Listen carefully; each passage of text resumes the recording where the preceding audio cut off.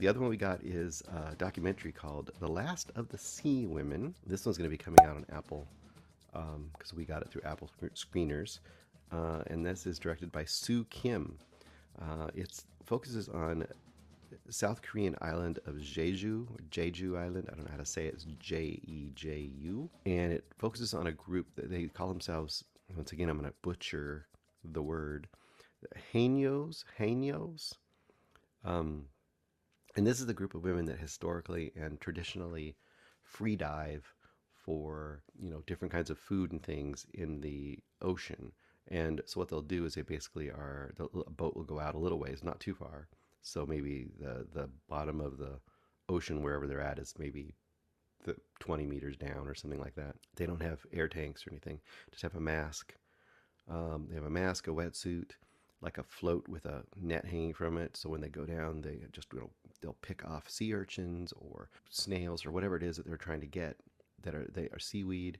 They'll go grab it. They'll come back up on that same breath of air, and they'll throw what they got into the big net. And then when they're done, the net gets full. They'll pull it in, prep it, sell it in the market. And they kind of go through how this group of women and has been traditionally known in this island, and it started out as kind of a look down upon working class of fishing people, but over time have become kind of celebrated and kind of a tradition that is kind of viewed, especially in this island and Korea in general, but in this viewed as kind of this, we used to do things the old way. This is the way that we should celebrate our heritage of how we used to do things, and we're not using air tanks and scuba gear, and we're not mass fishing, and it's kind of seen as not only quaint but a way that things could be done in a sustainable fashion. So that's kind of the overall outlook that people have of the Haenyos, and what you're doing in this movie is mostly hanging out with the different women who do this. Now the kind of twist on this is that as you might imagine, it is hard to attract people in the current world to this form of work. It's hard physical work. It doesn't have much technological assistance. It can be dangerous.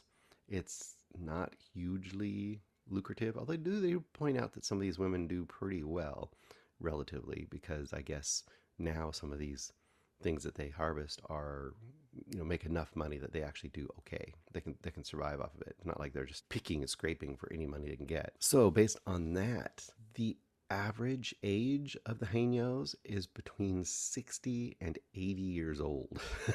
So a lot of people call them aunties or grandmas. So you just don't have hardly any young people in this. So I would say, like, the first 35, 40 minutes of this is following just all of these people who've been doing it for years and years and years, and the tradition, how they got there, what they're doing now. And then they do find a few newer people who are, doing YouTube videos, and TikToks and stuff like that, and how they're kind of the rock stars of that world, but they're also unusual. They're not, there's not many of them. There's just basically not many people coming up. So the basic idea is that this is going to die off most likely pretty soon. And it's already has died off quite a bit since its heyday, because its heyday was probably in like the 60s or 70s. And of course, the other thing they're pointing out is how climate change and various other factors have really depleted and hurt the oceans, and they are seeing it like from the front lines. And there's a huge part of the second half of this movie that's about how Fukushima in Japan, of course, is planning on, at the time of the filming of this, is planning on a slow release of all of the stored up radioactive waters into the ocean over a 30-year slow release, which is supposedly going to dissipate it safely into the sea.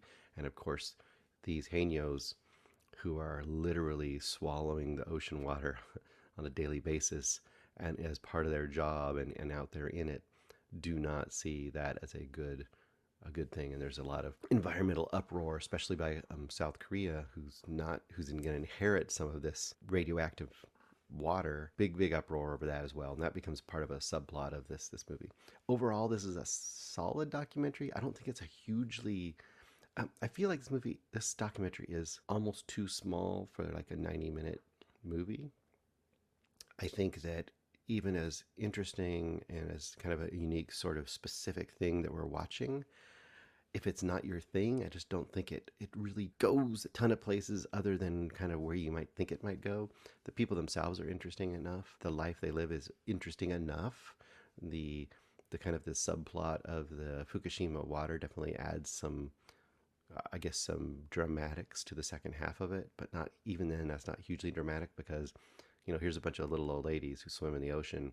How much effect are they going to really have on a giant government project to release radioactive waters? Little David and Goliath there. So overall, I think it's okay. I was, mm, I'll probably go three stars on this documentary. I know it's pretty low, but there's a lot of good documentaries out there that are really, really exciting and really kind of engage you. And I think this is very much more of the kind of thing that you kind of get on PBS. So if you kind of like that style of very relaxed, traditional documentary about a specific subject, this might be more your jam. For me, I kind of need a little more zhuzh, a little more spice in it. But still, I'd mild recommend it 3 stars.